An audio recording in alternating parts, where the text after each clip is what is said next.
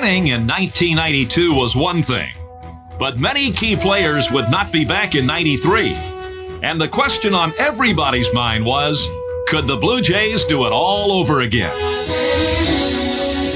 No team had won back-to-back world championships in 15 years, and the Blue Jays were asking a lot from their returning players. But if any team knew how to win, this one did.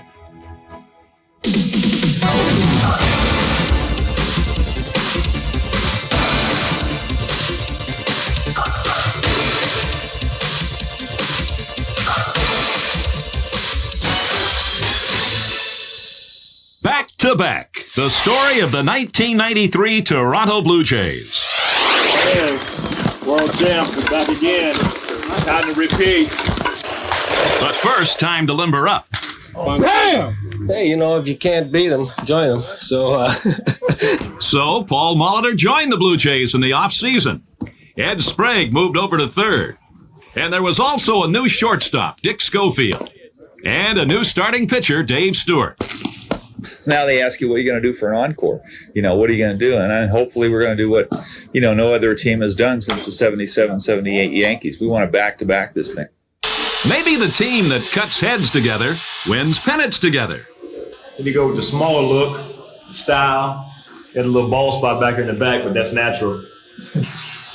Oh, baby. Hey, you can't look no better than that. On April 9th, at their season home opener, the Blue Jays couldn't have felt any better. In front of a sold-out Sky Dome, they proudly accepted their World Championship rings. That's a day that you will never forget. It's a World Champion ring. There's a lot of guys out there that have been playing for 15 or 20 years in the big leagues and never have a ring. But getting that ring was probably the epitome of what every baseball player dreams of. And it finally coming true. You waited so long for that ring. You were just, smiling from ear to ear. The Blue Jays were now on a quest to repeat. And in the home opener, Ed Sprague got them off to a convincing start. Breaking ball, lashed to left. Bell turns. Goodbye, Sprague. Homers on opening day. 3-2 Toronto.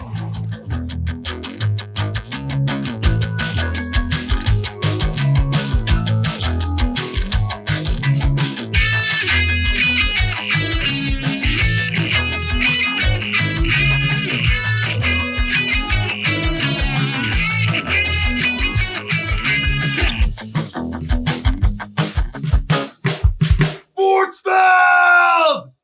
It is Sportsfeld Storytime. We are looking back, way back to our childhoods after doing some very recent ones with the 2020 games last month and some 2000s games. We're going back to where it all started, the highlight of our childhoods. It is the 1993 Toronto Blue Jays. Yes, indeed, we are going back to the Joe Carter home run over the Philadelphia Phillies. Mitch Williams in Game 6. It's going to be a ton of fun. The next couple of weeks, we're looking back at, I know for me, a team that I absolutely took for granted. Just sort of assumed this is what being a fan of sports was. Your teams are always great. The Leafs are always a great team. The Jays are always a great team. The Raptors don't exist yet. But Toronto sports fan in 1992-93 was good living, let me tell you. Yeah, it was. It's funny because I'm just a couple years younger than you, but it's funny how it makes sense why we are the sports fans we are, if that Absolutely. makes sense. Even though just a year later, things would turn around and go the other way for a long time. But it was, as a young budding sports fan in 93, it was impossible to not be in love with the Toronto Blue Jays. Yeah, no, absolutely. They were, we've heard said many times on sports radio, the highest payroll in the league. They're coming off their first World Series championship in 1992 when they went 96-66. This team the following year, 95-67, somehow a worse record despite being just an absolute murderer's row powerhouse of a baseball team. I'll tell you the first thought that came to my mind looking back at this team, looking back at the records, looking back at the schedules, is when you are 7 years old, as I was at the time, you do not remember regular seasons. Yes, 100% correct.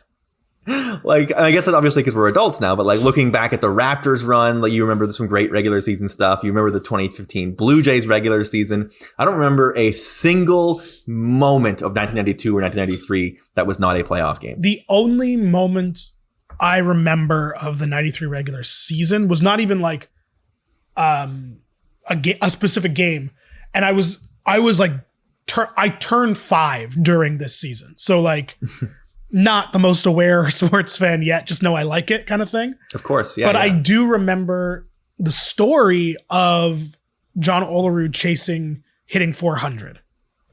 And the 3 big hitters with their crazy batting averages, that being Olerud, Alomar, and I guess Molitor doing the other one. Yes. Yeah. But I wasn't in it enough yet I knew what it meant, because I understood what batting average was, but I wasn't in it enough to realize like how big a deal it was that someone was chasing 400 on a Toronto team. But that's the only thing I remember from the regular season, that was a story. And they finished 1-2-3 in batting average, which is like, that's unbelievable. It's like the numbers on like, it's funny. I remember I've gone back a couple times in my more adult years and looked at the 92 roster. And it's like, okay, obviously they won the World Series, obviously a good team. But like there's some holes in there that you're like, wow, that was really a starting player on a World Series winning team. But then you look at the 1 through 9 on the 93 team, and it's like, Jesus Christ. Of course. Unbelievable.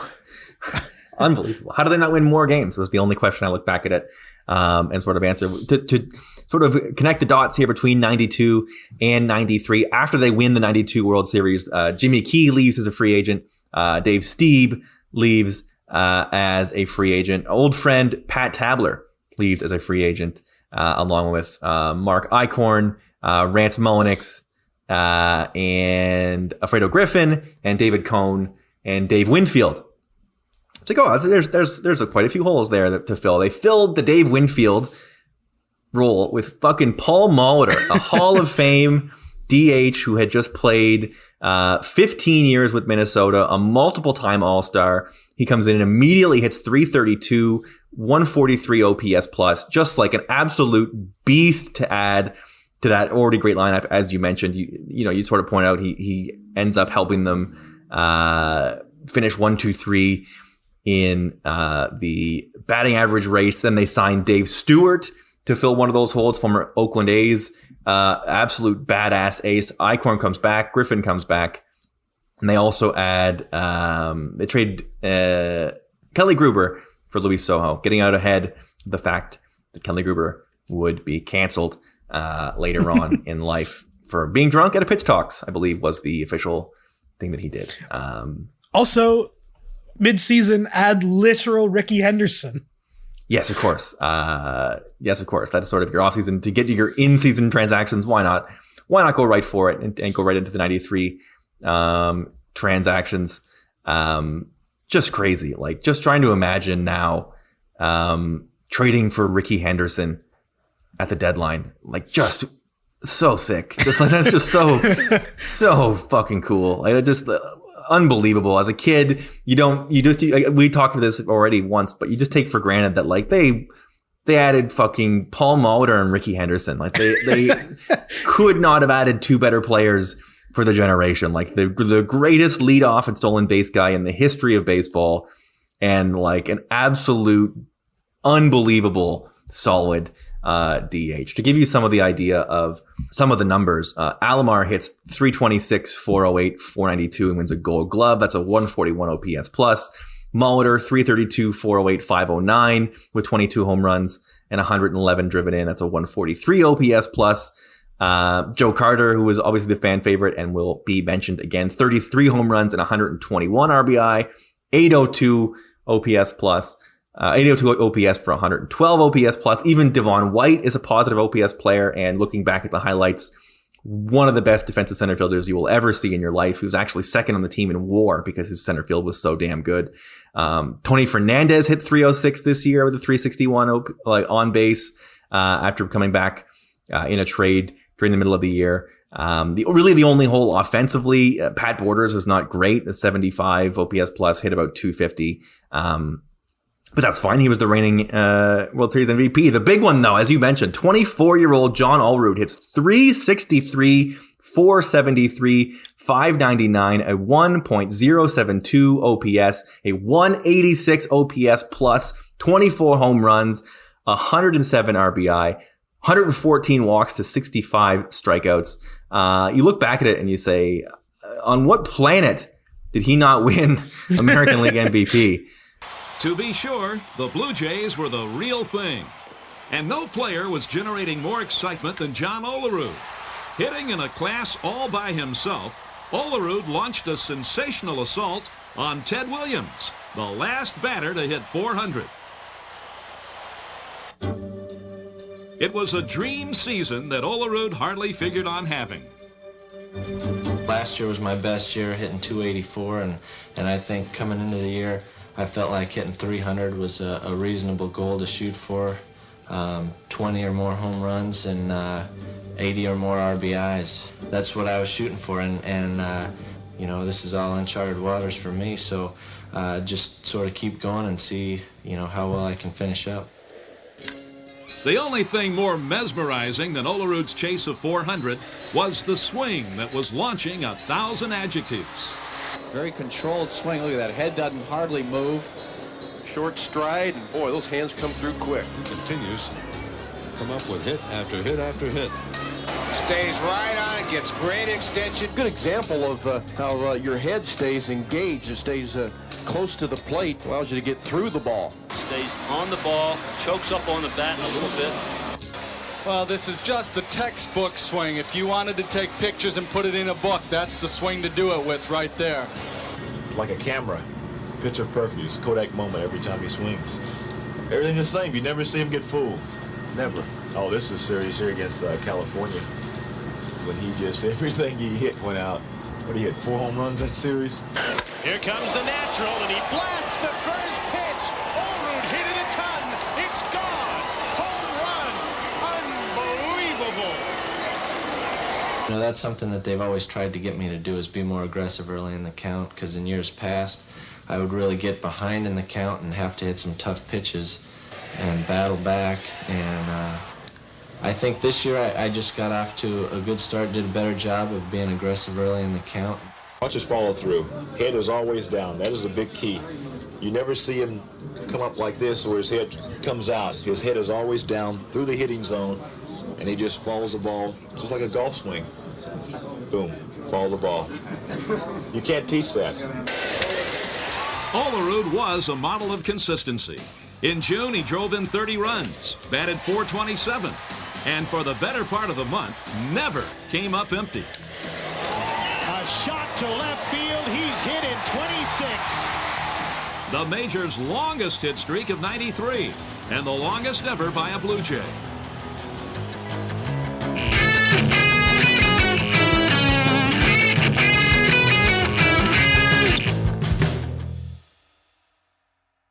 And to your point about not remembering regular seasons, I would have bet my life that Rickey Henderson was here the whole season. Right. Because the exposure as a young person to these teams through memories and highlights, because there aren't any fan shots in the crowd videos of these games because fucking phones didn't exist yet. But our exposure was the World Series VHS. I assume you're the same, which picks up this always drove me crazy. The 92, I had the 92 and the 93 VHS. The 92 VHS has a great season summary, full ALCS, NLCS recap before it gets to the World Series. The 93 VHS just breezes through the ALCS, nothing really about the regular season, and then the full thing is World Series. So my enduring memories of the 93 season are just the World Series. Yes. So all these stats and all these players are kind of I know it happened because I just know these things now, but they are sort of oh yeah, that's pretty cool. And also, how did John Olerud not win AL MVP? I will say Frank Thomas wins AL MVP that year. He hit 41 home runs and 128 RBI. His OPS was lower. John Olerud did have the highest OPS in the league. But Olerud also finished third in wins above replacement that year. Ken Griffey Jr. Hit 45 and 109, got on base a ton, and played center field. Kevin Apier actually had the highest WAR. But Olerud finished third in WAR, finished third in MVP voting. But man, oh man, he actually finished behind Paul Molitor, if you can believe that, in MVP voting. That's crazy. Molitor drove in I guess 4 more runs. I guess it is like sign of the times too. Like was WAR even a stat then? No. So I guess when it was just, average home runs and RBI, I guess that does make sense. Yes. But still crazy. That is your lineup, just an absolute threshing machine, just an unbelievable, the likes of which we would not see again for 2 decades. On the mound, they weren't quite as dominant. This is probably where you are seeing not winning as many games and not winning 100 games. Juan Guzman started the most games. He was 14-3 at 3.99 ERA. Pat Henkin, 19-9, an absolute legend in Toronto. Pat Henkin, that's a great year, 19-9 with a 3.87. Todd Stottlemyre, who fucks his chin up, of course, in the playoffs. He was 11-12 with a 4.84. Dave Stewart, the veteran at 36 years old, he was 12-8 with a 4.44. And then Jack Morris was absolute butt cheeks. 7-12, 6.19 ERA. 4 complete games though, because he's a Hall of Famer. They also had Al Leiter, made 12 starts. If you remember, we love Al Leiter, don't we, folks? How can you not love Al Leiter? I loved Al Leiter as a kid. Yes, me too. He fucking came in 92. If he existed in like the Twitter stan era of Toronto sports Twitter, Al Leiter would be a legend just for 92. Yes. Dwayne Ward, 70 appearances out of the bullpen, 45 saves, 2.13. Crazy. Danny Cox, Mark Eichhorn, Mike Timlin, who of course is always in the mix and all this stuff. Tony Castillo, your most used relievers. Woody Williams, also sneakily making 30 appearances for this team in the back end of this bullpen. Some guys to remember: Darnell Coles, Turner Ward, Randy Knorr, Alfredo Griffin, Rob Butler, if you will. Maybe Domingo Cedeno. Sean Green, your boy, played 3 games for this team. And Carlos Delgado had 2 plate appearances for the 1993 Toronto Blue Jays. That is wild to me that Sean Green and Carlos Delgado played for this team. Obviously, yeah. In my historical brain, obviously it makes sense. No. But in my brain, Sean Green showed up in 96 and totally. Delgado around the same time. I would hazard a guess that service time manipulation was not a thing, because Sean Green was 20 and Carlos Delgado was 21. Right. Fair enough. Playing 3 games and 2 games for a 96 win team. That would never happen now. Yeah. They're both post-strike players to me. Absolutely. I think is how obviously their primes are, but I didn't realize it was this early. A last sort of run, sort of through their standings there. They obviously finished first in the American League East. You had to, back in the day, to make the playoffs. It was the winner of the East versus the winner of the West was the entirety of the ALCS. No, none of this ALDS crap. But as I said, 95 and 67, they were the best team in the American League. 1 game above the Chicago White Sox, who finished 94 and 68. They were 7 games up on the Yankees, who finished 88 and 74. And then it was the Orioles, Tigers, Red Sox, the Clevelands, and the Milwaukee Brewers. That was the American League East in 1993, if you can believe that. So I'm glad you sort of ran off that list, because it's one of those, what do they call it? Mandela effect things with the Milwaukee Brewers for me specifically, where it's I know we play the Milwaukee Brewers 30 times a year. Yes. And then your brain forgets about realignment, and it's oh no, that can't have happened. But I'm no, I know that I've seen the Brewers so many times. And then you see that, it's right, because that's how it was. And now I feel less insane. After sweeping in Oakland, they lost 3 straight in Anaheim and came home on September 7th only to be swept again, blowing late inning leads all 3 times.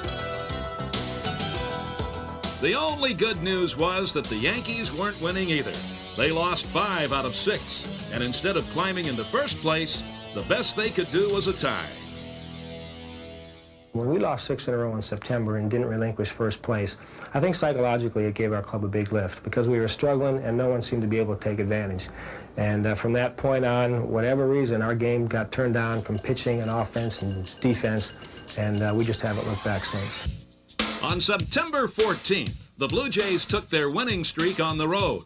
They swept a pair of wild and crazy games in Detroit and raised their first-place lead to 2.5 games. From Detroit, they went to the Metrodome in Minnesota and kept streaking. Pat Henkin won the first game, Dave Stewart the second, and with their first-place lead up to 3 games, they looked to the red-hot Juan Guzman to complete the sweep. Guzman had not lost a game in 2 months, and against Minnesota, his stuff was as sharp as ever, producing nothing but zeros for 8 innings. As of September 9th, they were tied for the American League lead, and they went on a 9-game winning streak from the 10th to the 20th, to the 21st, to pull away, to make it a 5-game division lead, and never looked back from that point. So the last month of the season, they were really, really, really good, that's so Blue Jays. Anyway, that sets you up. They are going to take on the Chicago White Sox in the beginning of the ALCS. We will get to that next week on Sportsfeld Storytime.